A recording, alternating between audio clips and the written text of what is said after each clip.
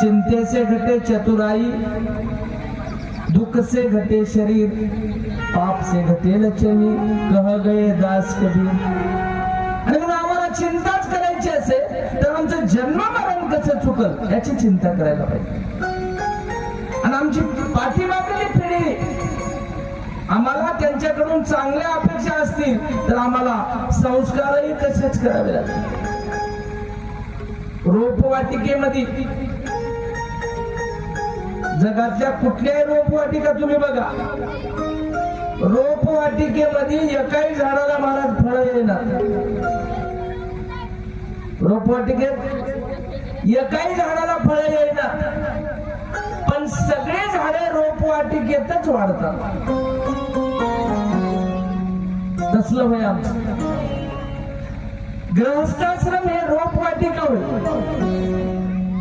कोणतं झाड कसं निर्माण करायचं इथं ठरलेलं आहे. मग आता त्याची लागवडीची जागा त्याच्या कर्म प्रारब्धानं मिळू द्या, काय मिळायचं तसे. मग आमचं रोपवाटिका होय. इथं खत पाणी मिळते, संस्कार मिळतात आणि उगवण क्षमतेला भर देऊन इथं रोपाची वाढ होते. सुंदर असं रोपट तयार केलं जाते आणि याचं नंबर 1चं झाड होते. याची गॅरंटी जिथं येते त्याला गृहस्थाश्रम म्हणतात. पुढचे ब्रह्मचर्य आश्रम संन्यासाच्या नंतर हे गृहस्थाश्रम. गृहस्थाश्रमात संन्यास आश्रम आणि वानप्रस्थ पुढचे 2 आश्रमचे कायम सक्सेस व्हायचे असतील तर आम्हाला लेकरायला संस्कार नीट टाकावं लागते.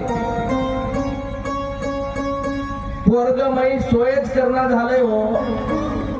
चौकात येऊन सांगालय आपण आपल्या मायबापाला जोडे हाणून बाहेर काढले. करील की सोय?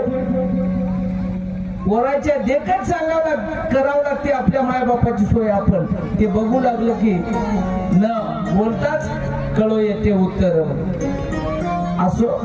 आणि म्हणून मदांशीच्या बाबतीमध्ये शास्त्राने लेखणी बंद केली. मला इतका महिमा मोठा तिचा आहे. कुठंच कर्तव्यात कसूर न केलेली माऊली तिनं 8 लेकरायला घडविलं.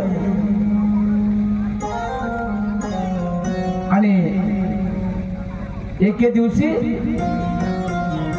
सगळे 8ही लेकरायला तिथं बाजूला अर्लकावती नगरीच्या बाजूला एक लाख्यावन आहे. लाखावनामध्ये दत्त महाराजाच्या दर्शनाला हिनं लेकरं घेऊन माऊली त्या वनात गेली.